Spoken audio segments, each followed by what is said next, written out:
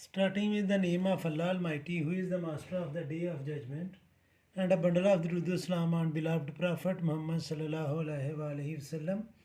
Dear students, I am Abid Hussain Butta and you are watching my YouTube and Facebook channel Talim Tarbiyat 72. And in this video, I am going to solve question number 12 of exercise 8B of new syllabus mathematics D3.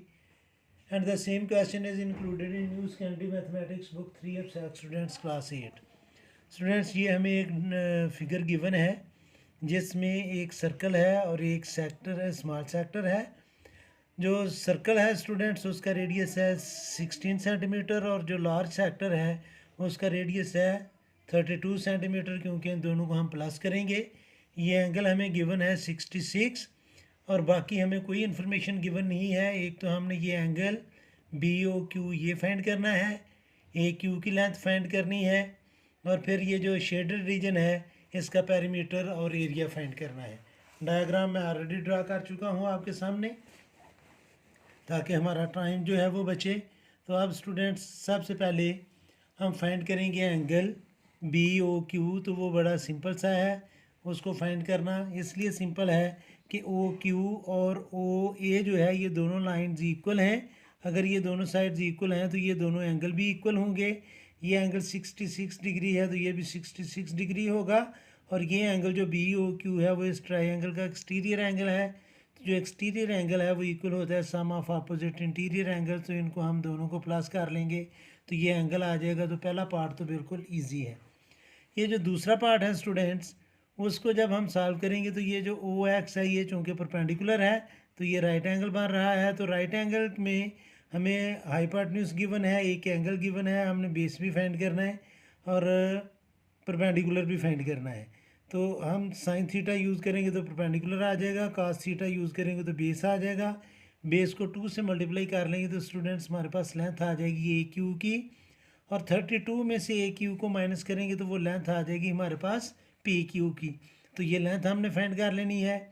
फिर हमने इस triangle का area भी find करना है। ये जो triangle AOQ है और इस सेक्टर का एरिया फाइंड करके बड़े सेक्टर में से इस सेक्टर का एरिया और ट्रायंगल का एरिया स्टूडेंट्स हम माइनस कर देंगे तो हमारे पास ये एरिया भी आ जाएगा। तो चलें शुरू करते हैं। सबसे पहले हम फाइंड करेंगे स्टूडेंट्स एंगल जो है BOQ। तो मैं लिखूँगा इन ट्रायंगल, इन इसको मैं थोड़ा सामने रख लेता हूँ ताकि आपको ये डायग्राम भी आपके सामने रहे। In triangle AOQ angle BOQ जो है स्टूडेंट्स ये एक्सटीरियर एंगल है और ये इक्वल होगा sum of opposite interior angle. तो ये इक्वल होगा students sum of opposite interior angles. तो BOQ जो है वो ये 66 है डिग्री। तो ये दोनों चूँकि इक्वल हैं, साइड्स इक्वल हैं, तो ये एंगल भी इक्वल होंगे। तो 66 में जब हम 66 प्लस करेंगे तो ये आ जाएगा 132 डिग्री। तो ये एंगल स्टूडेंट्स हमने फाइंड कर लिया है, ये है 132 डिग्री। ये रेडियस ऑलरेडी गिवन है। अब स्टूडेंट्स हमने फाइंड करना है AX और OX। तो जब मैंने AX फाइंड करना है तो मैं ट्रिग्नोमेट्रिक रेशियो यूज़ करूँगा कॉस थीटा। तो ये आ जाएगा students cos theta is equal to base over hypotenuse. तो ये आएगा students cos 66 degree multiply by hypotenuse इधर डिवाइड कर रहा है, इधर आकर मल्टीप्लाई करेगा इज इक्वल टू बेस। तो बेस हमारा बन जाएगा AX और हाइपोटेन्यूज 16 है तो इधर मैं लिख लूँगा 16। तो ये आ जाएगा students cos 66 degree multiply by 16 is equal to AX। तो जब हम इसकी वैल्यू फाइंड करेंगे तो ये आ जाएगा स्टूडेंट्स हमारे पास cos 66 इंटू ब्रैकेट में मैं लिख लूँगा 16 ब्रैकेट क्लोज। तो ये आ जाएगा स्टूडेंट्स हमारे पास 6.5 सेंटीमीटर। 6.5 सेंटीमीटर है अब हमारे पास AX। और स्टूडेंट्स ये जो AQ है वो है ट्वाइस ऑफ AX। तो AQ is equal to 2AX, क्योंकि ये AX परपेंडिकुलर है तो ये आइसोसेलेस ट्रायंगल थी तो ये बाइसेक्ट कर रहा है। तो जितना AX है उतना ही XQ है तो इसको हम 2 से मल्टीप्लाई कर लेंगे। तो ये आ जाएगा 2 इंटू 6.5 मीन्स 13 सेंटीमीटर जो है वो हमारे पास आ गया है ए क्यू। तो अब स्टूडेंट्स जब हमने पी क्यू फाइंड करना है तो पी क्यू होगा स्टूडेंट्स 32 में से हम माइनस कर देंगे 13 को, तो ये आ जाएगा 32 माइनस 13, तो ये आ जाएगा स्टूडेंट्स हमारे पास 19। तो इसकी वैल्यू आ गई है हमारे पास 19। अब स्टूडेंट्स हमने ओ एक्स फाइंड करना है। ओ एक्स इसलिए फाइंड करना है कि हमें इस ट्राइंगल का एरिया भी चाहिए। तो जब ओ एक्स फाइंड करना है तो मैं trigonometric ratio sine theta apply करूँगा। तो ये इक्वल होगा स्टूडेंट्स परपेंडिकुलर ओवर हाइपोटेन्यूज। तो ये आएगा sine 66 degree multiply by high, ये इधर डिवाइड कर रहा है, इधर आकर मल्टीप्लाई करेगा तो ये आ जाएगा 16 is equal to O X. क्योंकि हमने इसका एरिया फाइंड करना है इसलिए हमें ओ एक्स रिक्वायर्ड है। तो अब मैं लिखूँगा स्टूडेंट्स साइन 66 इंटू 16, तो ये हमारे पास इसकी वैल्यू आ जाएगी 14.6। तो ये आ गया स्टूडेंट्स हमारे पास 14.6 centimetre is equal to O X, या ओ एक्स की वैल्यू हमारे पास आ गई है ओ एक्स इज इक्वल टू 14.6। अब स्टूडेंट्स मैं पहले इसका फाइंड करूँगा एरिया इस ट्राइंगल का, फिर इस सेक्टर का, बड़े सेक्टर में से फिर इस सेक्टर को और ट्राइंगल को हम माइनस कर देंगे इसके एरिया को। तो इसके नीचे मैं लिखूँगा area of triangle A O Q, area of triangle A O Q, तो ये इक्वल होगा 1/2 multiply by base multiply by height. तो 1/2 इसकी बेस जो है स्टूडेंट्स ट्राइंगल की वो हमने फाइंड की थी वो है 13, और इसकी हाइट हमने फाइंड की है ओ एक्स वो है 14.6। तो स्टूडेंट्स जब मैं कैलकुलेटर यूज़ करूँगा तो ये आ जाएगा students 13 multiply by 14.6 divided by 2, तो ये हमारे पास आ गया 95 centimetre square, 95 centimetre square area of triangle आ गया। अब स्टूडेंट्स नीचे मैं फाइंड करूँगा एरिया ऑफ स्मॉल सेक्टर। इधर मैं लिखूँगा students area of small sector. तो इसका एंगल है students 132 degree over 360 degree, degree अब मैं नहीं लिख रहा, चलें लिख लेते हैं अभी। मल्टीप्लाई बाय पाई की जगह 22/7, और रेडियस है इसका 16, तो उसको मैं 2 टाइम लिखूँगा क्योंकि ये रेडियस स्क्वायर होता है। अब डिग्री डिग्री से कैंसिल होगी, बाकी हम कैलकुलेटर यूज़ करते हैं स्टूडेंट्स। तो जब मैं कैलकुलेटर यूज़ करूँगा तो ये आएगा 132 multiply by 22 multiply by 16 multiply by 16, और डिवाइड मैंने करना है इसको 360 से और फिर डिवाइड करना है 7 से। तो एरिया ऑफ स्मॉल सेक्टर आ गया है 295 सेंटीमीटर स्क्वायर। हमने इस ट्राइंगल का एरिया भी फाइंड कर लिया, इस स्मॉल सेक्टर का एरिया भी फाइंड कर लिया।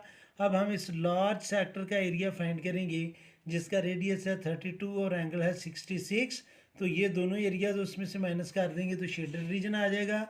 अब इसके नीचे मैं लिखूँगा एरिया ऑफ लार्ज सेक्टर, तो ये आएगा स्टूडेंट्स एंगल है इसका 66/360 मल्टीप्लाई बाय पाई की जगह 22/7, और इसका रेडियस है स्टूडेंट्स 32 क्योंकि यहाँ से लेकर यहाँ तक 16 और फिर 16, तो ये 32 को मैं 2 टाइम लिखूँगा क्योंकि ये रेडियस स्क्वायर आना है। तो अब स्टूडेंट्स हम कैलकुलेटर यूज़ करते हैं 66 multiply by 22 multiply by 32 multiply by 32 divided by 360 फिर डिवाइडेड बाय 7, तो इसका एरिया आ गया 590 सेंटीमीटर स्क्वायर। और अब स्टूडेंट्स चूँकि हमने शेडेड रीजन का एरिया फाइंड करना है तो मैं नीचे लिखूँगा एरिया ऑफ शेडेड रीजन। तो ये 590 में से स्टूडेंट्स हम ये माइनस करेंगे 295, और ट्राइंगल का एरिया हमने फाइंड किया था पीछे 95, तो ये दोनों हमने इसमें से माइनस कर देने हैं। तो 590 में से स्टूडेंट्स 590 माइनस 295 और माइनस 95, तो ये आ गया students 200 centimetre square area of shaded region. अब स्टूडेंट्स हमने perimeter of shaded region find करना है। तो जब हमने पेरीमीटर फाइंड करना है तो मैं लेंथ ऑफ वर्क फाइंड करूँगा स्मॉल सेक्टर की, और लेंथ ऑफ वर्क मैं फाइंड करूँगा लार्ज सेक्टर की। और पी क्यू हम ऑलरेडी फाइंड कर चुके हैं, पी क्यू इधर हमने फाइंड किया था, पी क्यू ये 19, इधर मैं 19 लिख भी लेता हूँ। तो ये है स्टूडेंट्स हमारे पास 19। तो दोनों लेंथ ऑफ वर्क में हम 19 ऐड कर देंगे तो ये पेरीमीटर ऑफ शेडेड रीजन आ जाएगा। तो अब मैं लिखूँगा स्टूडेंट्स नीचे लेंथ ऑफ स्मॉल अर्क, लेंथ ऑफ स्मॉल अर्क, तो इसका एंगल है 132/360 मल्टीप्लाई बाय 2, पाई की जगह 22/7 और रेडियस की जगह 16। तो जब मैं इसको कैलकुलेटर से सॉल्व करूँगा तो ये आ जाएगा स्टूडेंट्स हमारे पास 132 multiply by 2 multiply by 22 multiply by 16, और इसको हमने डिवाइड करना है 360 से और फिर डिवाइड करना है 7 से। तो ये हमारे पास आ गया students 36.9 centimetre length of small अर्क आ गई है। नीचे मैं लिखूँगा लेंथ ऑफ लार्ज अर्क, लेंथ ऑफ लार्ज अर्क। तो इसका लार्ज अर्क का जो एंगल है वो है 66/360 मल्टीप्लाई बाय 2 मल्टीप्लाई बाय 22/7 और इसका रेडियस है स्टूडेंट्स 32।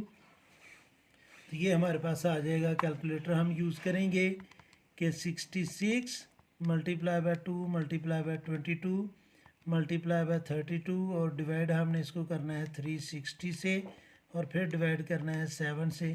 तो ये हमारे पास आ गया स्टूडेंट्स 36.9, ये भी 36.9 सेंटीमीटर ही आई है। अब स्टूडेंट्स आपने नोट करना है कि यहाँ से लेकर यहाँ तक भी 36 है, यहाँ से लेकर यहाँ तक भी 36 है और इसमें हम 19 ऐड कर देंगे। तो अब इसके नीचे मैं लिखूँगा perimeter of shaded region, perimeter of shaded region. तो ये होगा स्टूडेंट्स, देखिए लेंथ ऑफ जो स्मॉल अर्क थी वो भी थी 36.9, लार्जर की लेंथ भी है 36.9 प्लस ये 19 जो पी क्यू है वो हमने इसमें ऐड कर देना है।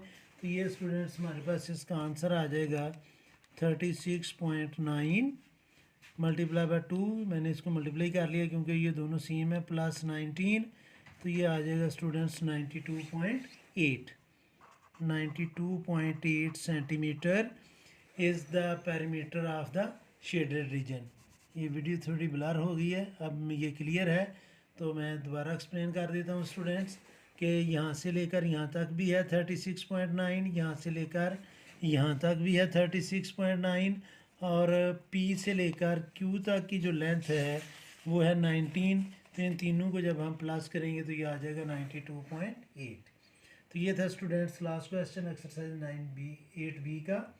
इस वीडियो में इतना ही काफ़ी है। मेरी अल्लाह से दुआ है कि अल्लाह ताला हमेशा आपको खुश रखे और ज़िंदगी के हर मैदान में कामयाब करे। आमीन। अल्लाह हाफिज़।